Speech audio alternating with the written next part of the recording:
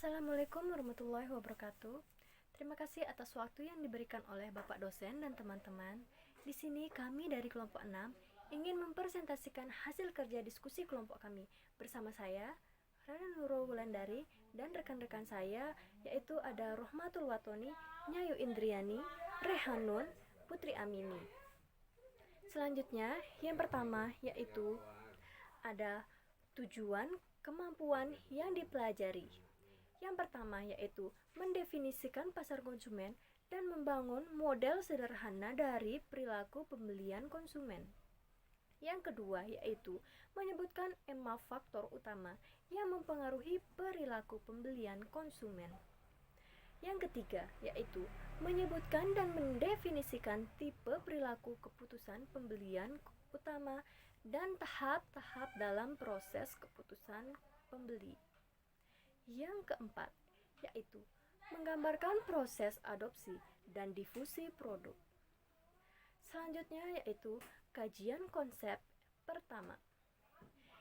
Kajian konsep yang utama yaitu ada pasar konsumen Amerika terdiri hampir 300 juta orang yang mengkonsumsi barang dan jasa senilai lebih dari 12 triliun setiap tahun, yang membuat Amerika menjadi pasar konsumen paling atraktif di dunia.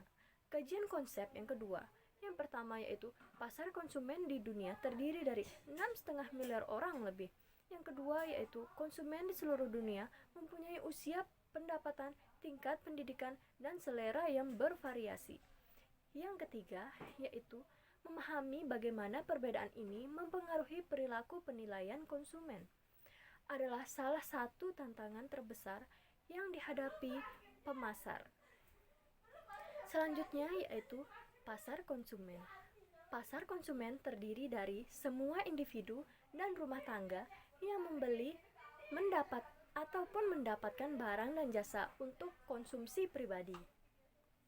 Selanjutnya yaitu ada perilaku pembelian konsumen. Model sederhana pertama yaitu model perilaku pembelian konsumen. Paling sederhana adalah model rangsangan atau respon. Yang kedua yaitu menurut model ini, rangsangan pemasaran yaitu 4P dan kekuatan utama lainnya ekonomi, teknologi, politik, dan budaya memasuki kotak hitam konsumen dan menghasilkan respon tertentu. Selanjutnya yaitu model sederhana kedua. Setelah berada dalam kotak hitam, masukan ini menghasilkan respon-respon pembeli yang dapat diteliti seperti pilihan produk, pilihan merek, waktu pembelian, dan jumlah pembelian. Yang selanjutnya yaitu pembelian konsumen.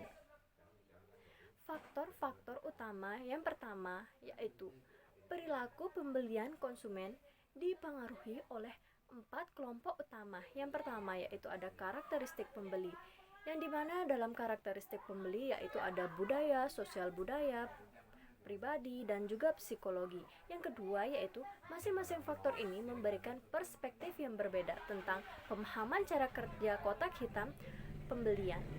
Yang kedua yaitu faktor-faktor utama.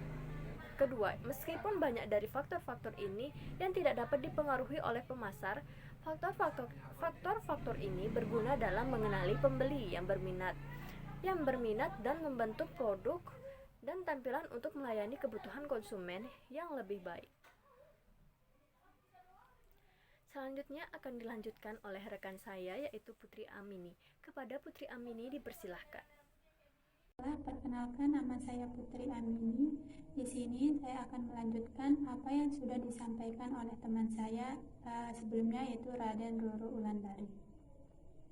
Faktor perilaku pembelian, faktor-faktor yang mempengaruhi perilaku pembelian konsumen. Yang pertama, faktor budaya dan subbudaya. Budaya adalah penentu keinginan dan perilaku seseorang yang paling mendasar. Budaya meliputi nilai-nilai dasar, persepsi, preferensi, dan perilaku yang dipelajari seseorang dari keluarga dan institusi penting lainnya. Sedangkan subbudaya adalah sekelompok orang yang memiliki perilaku dan kepercayaan yang berbeda dengan kebudayaan induk mereka. yang mempunyai nilai dan gaya hidup berbeda dan bisa didasarkan pada hal apapun, mulai dari usia sampai kelompok etnis. Orang dengan karakteristik budaya dan subbudaya yang berbeda mempunyai referensi produk dan merek yang berbeda. Akibatnya, pemasar mungkin ingin memfokuskan program pemasaran mereka pada kebutuhan khusus kelompok tertentu. Selanjutnya, faktor sosial. Faktor sosial juga mempengaruhi produk pembeli. Kelompok referensi seseorang, keluarga, teman, organisasi sosial, asosiasi profesional mempengaruhi pilihan produk dan merek dengan kuat. Yang ketiga, faktor pribadi. Usia pembeli, tahap siklus hidup, pekerjaan, keadaan ekonomi, gaya hidup, kepribadian, karakteristik pribadi lainnya sangat berpengaruh penting dalam keputusan pembelian. Gaya hidup konsumen, keseluruhan pola tindakan dan interaksi juga berpengaruh penting dalam keputusan pembelian. Yang terakhir, faktor psikologi. Faktor pembelian konsumen dipengaruhi oleh 4 faktor psikologi utama, yaitu motivasi. Persepsi sendiri adalah pengalaman tentang objek, peristiwa, atau hubungan-hubungan yang diperoleh dengan menyimpulkan informasi dan menafsirkan pesan. Sekian yang dapat saya sampaikan. Selanjutnya akan dilanjutkan oleh teman saya, yaitu Rohmatul Watoni. Baik, saya Rohmatul Watoni akan melanjutkan penjelasan dari Putri Amini. Selanjutnya yaitu perilaku pembelian konsumen. Tipe produk dan keputusan pembelian. Perilaku pembelian sangat bervariasi melintasi berbagai tipe produk dan keputusan pembelian. Di antaranya, 1. Perilaku pembelian kompleks. 2. Perilaku pengurangan disonasi. 3. Perilaku pembelian kebiasaan. 4. Perilaku pembelian mencari keragaman. Selanjutnya, proses keputusan pembelian. Ketika melakukan pembelian, pembeli melalui proses keputusan yang terdiri dari 1. Pengenalan kebutuhan pencarian. 2. Informasi evaluasi alternatif. 3. Keputusan pembeli. 4. Perilaku pasca pembelian. Tugas pemasar adalah memahami perilaku pembeli pada masing-masing tahap dan pengaruh yang berlaku. Tipe produk dan keputusan pembelian. 1. Konsumen mempunyai perilaku pembelian kompleks ketika mereka sangat terlibat dalam sebuah pembelian dan melihat perbedaan signifikan di antara merek. 2. Perilaku pengurangan disonasi terjadi ketika konsumen sangat terlibat tetapi melihat sedikit perbedaan di antara merek. Selanjutnya, perilaku pembelian kebiasaan terjadi dalam kondisi keterlibatan rendah dan sedikit perbedaan merek. Selanjutnya, dalam situasi yang mempunyai karakteristik keterlibatan rendah tetapi anggapan perbedaan mereka yang signifikan, konsumen terlibat dalam perilaku pembelian mencari keragaman. Sekian dari saya, selanjutnya akan dilanjutkan oleh teman saya. Baik, sebelumnya terima kasih saya ucapkan kepada Rohmatul Watoni. Di sini saya Nyai Indriani akan menjelaskan materi selanjutnya, yaitu tentang proses keputusan pembelian. Jadi, apabila seorang konsumen itu ingin memutuskan pembelian, maka dia harus melewati 5 tahap dulu sebelum memutuskan untuk membeli sesuatu. Tahap-tahap tersebut adalah sebagai berikut. Yang pertama yaitu pengenalan kebutuhan. Nah, selama pengenalan kebutuhan ini, konsumen mengenali masalah atau kebutuhan yang dapat dipuaskan oleh sebuah produk atau jasa di pasar. Maksudnya yaitu sebelum membuat keputusan pembelian, otomatis si konsumen ini harus mengenal dulu apa yang sedang dibutuhkan sebelum membuat keputusan membeli sesuatu. Lalu yang kedua, setelah kebutuhan itu dikenali, konsumen berusaha mencari lebih banyak informasi dan berpindah ke tahap pencarian informasi. Maksudnya, setelah si konsumen itu tahu apa yang sedang dibutuhkan, maka dia otomatis akan mencari informasi tentang produk tersebut. Nah, mencarilah dia informasi tersebut gitu.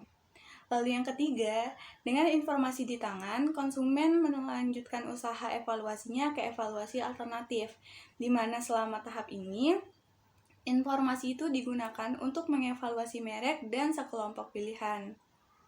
Jadi setelah melakukan pencarian informasi, maka si konsumen itu akan menemukan beberapa produk yang akan dievaluasi lagi gitu, sampai dia menemukan satu produk yang dikiranya akan cocok.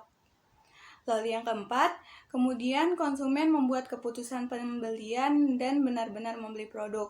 Nah, setelah dia menemukan produk yang cocok, sekiranya produk yang cocok untuk dia, maka dia akan membuat keputusan pembelian dan benar-benar membeli produk tersebut.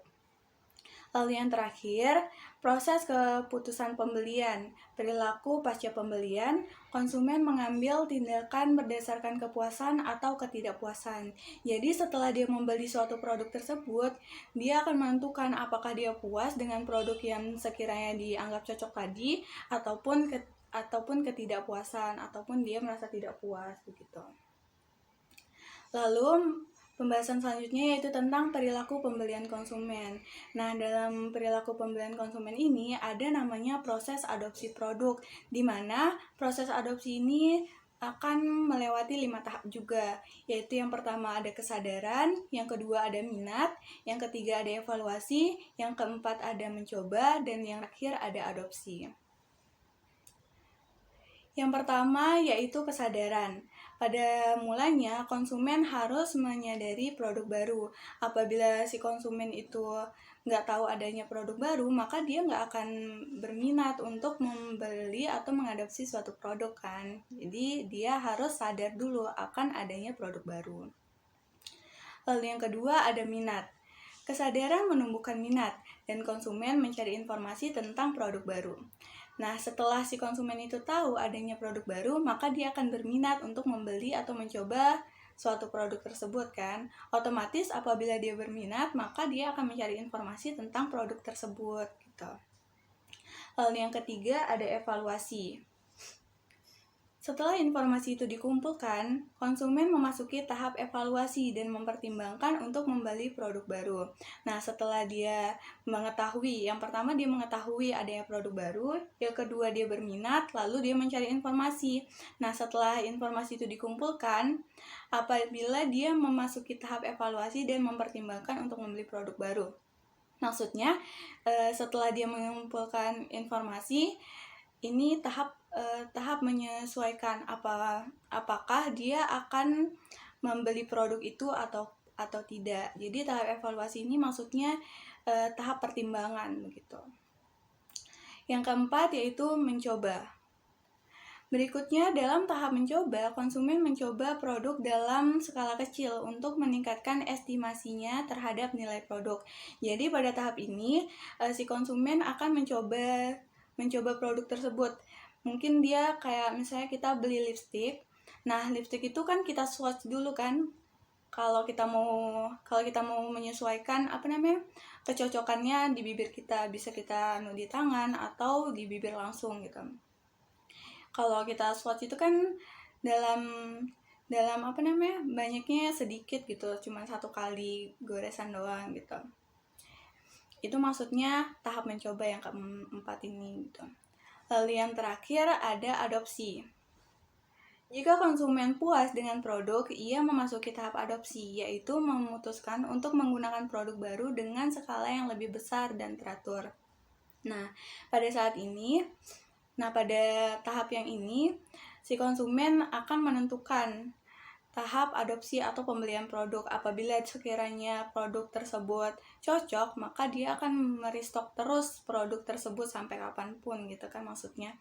Nah, kalau misalnya itu lipstick tadi, kalau misalnya dia udah swatch ke tangan dan dia merasa cocok dengan warna dan tekstur lipstick tersebut, maka dia akan membeli produk tersebut atau mengadopsi produk tersebut. Bahkan akan bisa dalam jumlah banyak gitu, terus menerus gitu. Baik, sekian pembahasan dari saya, kurang lebihnya mohon maaf. Materi selanjutnya akan disampaikan oleh rekan saya yaitu Rehanon. Kepada Rehanon, waktu dan tempat kami sediakan. Baik, terima kasih atas penjelasannya Yayu Indriani. Di sini saya akan kembali menjelaskan. Perilaku pembelian konsumen difusi produk baru. Dengan memperhatikan difusi produk baru, konsumen merespon pada tingkat yang berbeda, bergantung pada karakteristik konsumen dan karakteristik produk. Konsumen bisa menjadi inovator penemu, pengadopsi awal, mayoritas akhir, atau orang yang lambat. Difusi produk baru, respon konsumen. Penemu bersedia mencari ide baru yang beresiko. Seorang penemu harus berani akan hal itu. Karena setiap merealisasikan ide baru pasti mempunyai resiko. Pengadopsi awal adalah kumpulan individu yang paling tepat dalam mempengaruhi orang lain berdasarkan pada kredibilitas, yang didasarkan pada otoritas, pengetahuan, posisi, atau hubungan mereka dengan kategori lain. Kelompok ini menikmati kepemimpinan, prestise, dan cenderung menjadi pemimpin opini yang komunitas pengadopsi awal menerima ide baru lebih awal daripada pemimpin yang lainnya. Tetapi pengadopsi awal menerima dengan cermat, sedangkan mayoritas awal adalah istilah yang mengacu pada segmen besar pertama dari populasi yang secara luas mengadopsi produk baru. Mayoritas awal juga orang bisa dikatakan orang yang jarang menjadi pemimpin, tetapi mengadopsi ide-ide baru jauh sebelum orang kebanyakan memutuskan untuk mencoba ide baru dengan sangat hati-hati dan banyak mempertimbangkan orang-orang untuk melakukannya gitu. Sedangkan mayoritas akhir mencoba inovasi hanya setelah kebanyakan orang mengadopsinya.